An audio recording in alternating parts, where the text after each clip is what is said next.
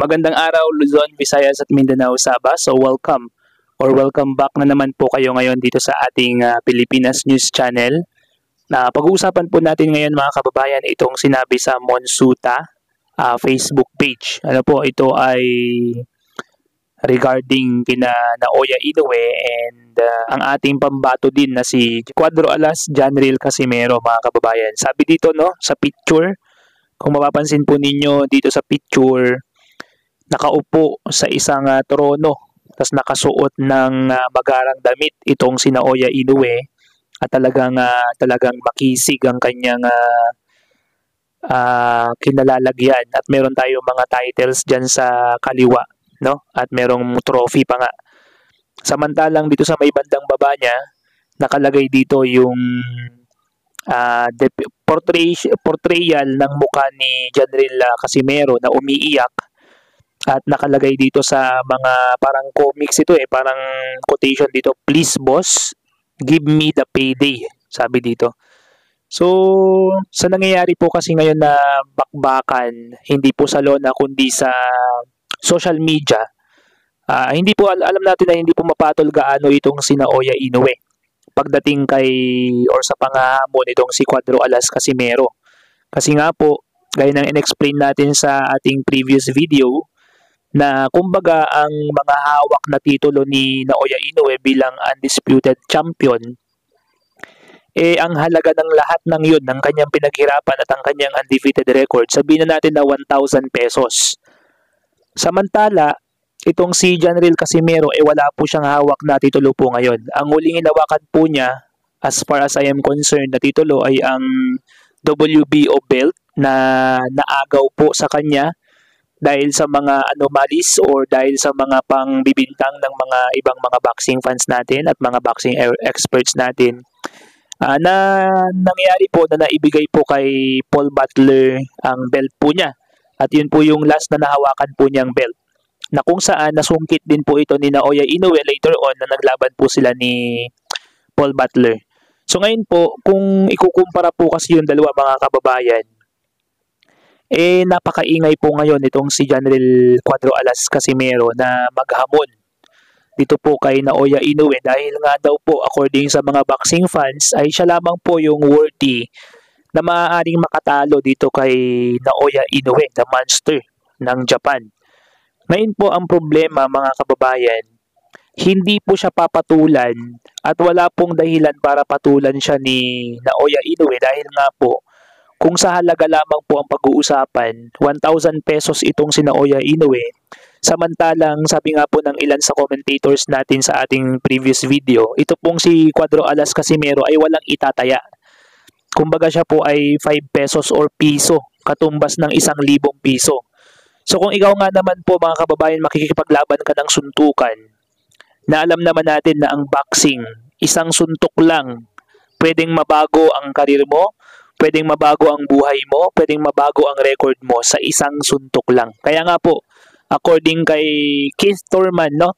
One time. Okay? Keith One Time Thurman ang pangalan po niya or kanyang nickname sa boxing dahil maaaring one time sa isang suntok lang ay mabago ang career ng isang boxer. Ito po mga kababayan, ang iniingatan nitong si Naoya Inoue. Dahil alam niya talaga, aminado po siya na malakas na boxer at respetadong boxer itong si Janriel Cuadro Alas Casimero mga kababayan. Dahil sa laban nga po niya kay Sanchez, no? Isang suntok lamang po niya ay nagbabago sa career ni Sanchez at round 1 lang po yun. So ngayon mga kababayan, malaki po ang risk. Kumbaga, low reward and high risk itong si Casimero pag nilabanan po ito ni Naoya Inoue.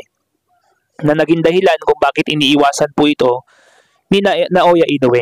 So sa palagay ko mga kababayan, gusto rin naman siguro siyang kalabanin itong si Naoya Inoue pero wala po siyang titles, wala po siyang halaga ngayon na maipapakita para tumbasan yung pong maitataya ni Naoya Inoue. Para kung sakaling masulot ni Cuadro Alas Casimero ang laban na yon o sakaling magtuusman po sila kung may pagkakataon, at least kampante po itong si Naoya Inoue dahil katumbas po ng itinaya niya yung itinaya din ni Cuadro Alas Casimero. Kaya napaka-imposible po sa ngayon mga kababayan na labanan po ni Naoya Inoue itong ating pambato na si Cuadro Alas Casimero mga kababayan, dahil napaka-high risk po ni Casimero, low reward. Okay? Manalo man si Naoya Inoue, parang okay lang kasi given na yon dahil marami siyang titles, champion siya, etc. Pero kung matalo po siya ni Cuadro Alas Casimero, yun po ang masakit dahil lahat po ng kanyang pinaghirapan ay nasa linya, nakataya. So hopefully maintindihan po natin mga kababayan yung sitwasyon din ni Naoya Inoue. Pero kung talagang matapang si Naoya Inoue, kagaya ng ating legendary boxer na si Manny Pacquiao, kakalabanin po niya kahit sino pa at kahit ano pa po ang nakataya. Dahil yun nga po, kagaya ng sinabi ko sa previous video natin, na ang boxing ay to entertain people. Binabayaran po sila para magbigay ng magandang laban sa mga madla. Pero ang nangyayari po ngayon, kagaya ni Mayweather, ni Gervonta Tank Davis, at ito na po si Naoya Inoue, ay napapansin na po at napapagalataan na humahanap ng madaling fights. Okay? Yung humahanap sila ng pabor sa kanila. Yung kartada nila papatabain, parang gano'n. Ano po? So hopefully mga kababayan, nakalagay po dito, no? Basahin ko lang. The louder the mouth, the weaker the resume. Yun po kasi. No, kaya po dito sa picture na to, kung mapapansin po ninyo, nakatangis dyan or nakaiyak dyan si Cuadro Alas, samantalang nakangiti naman na nakaka-relax lang si Naoya Inoue. Alam naman po natin na matagal nang hinahamon ni Cuadro Alas Casimero itong si Naoya Inoue. So siya po yung sinasabing louder ang mouth, samantalang weak ang resume. So ito pong si Naoya Inoue ay maraming maitataya, maraming maipagmamalaki, at hindi po siya gaanong maingay. Samantalang ito pong si Janriel Casimero, ang ating pambato mga kababayan, ay wala pa pong gaanong nai-establish na resume. Dahil nga po sa kanyang huling laban or sa kanyang huling hinahawakan na belt, ito po ay napunta kay Paul Butler ng walang kahirap-hirap dahil po sa ilang mga anomalya sa boxing.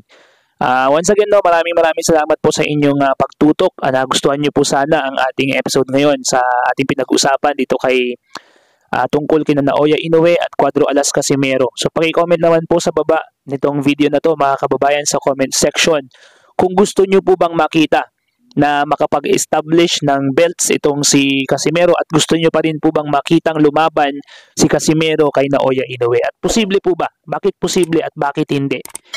So once again, this is Pilipinas News Channel. Peace out.